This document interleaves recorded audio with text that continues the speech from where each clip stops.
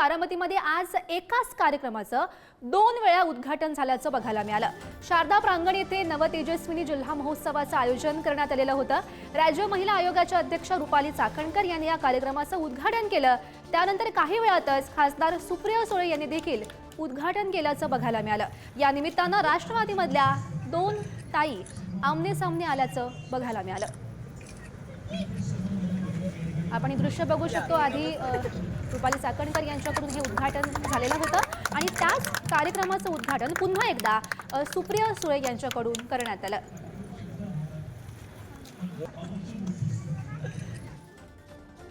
दोन दृश्य आपण ही बघू शकतो। बारामतीमध्ये खरं तर या कार्यक्रमाचं आयोजन करण्यात आलेलं होतं आणि त्याचीच आपण ही दृश्य पाहतोय।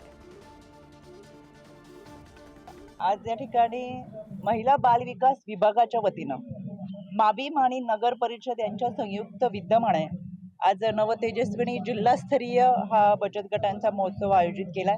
याच्यासाठी मला बारामतीकरांनी आमंत्रण दिलं होतं। उद्घाटनाची वेळ 4ची होती। 4 वाजता मी उद्घाटन केलं।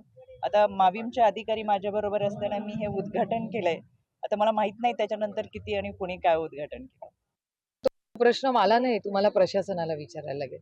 माझा नाही। मला 4 वाजता बोलवलं होतं। मी स्थानिक खासदार म्हणून 4 वाजता आले आणि मला पत्र लिहिलं होतं। मी त्या पत्राचा मान सन्मान करून आलेले। बाकीचं मला काही माहिती नाही आणि हा प्रश्न जर 2 वेळा झाला असेल तर तुम्हाला प्रशासनाला विचारा।